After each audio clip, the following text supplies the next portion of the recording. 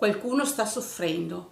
Il dolore lo scandalizza, tanto da silenziare ogni aspettativa, in quanto non possa esistere speranza ove l'incognita non vi è.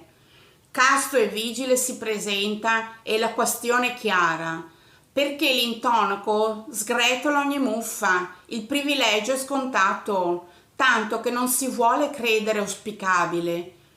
Cronaca in diretta, guerra, dentro il rumore che si instaura e dilania a tempo.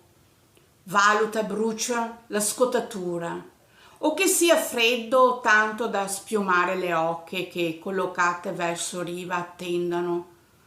Urlo! Albatros, segna! Torna il mio, determina la posizione che isola è.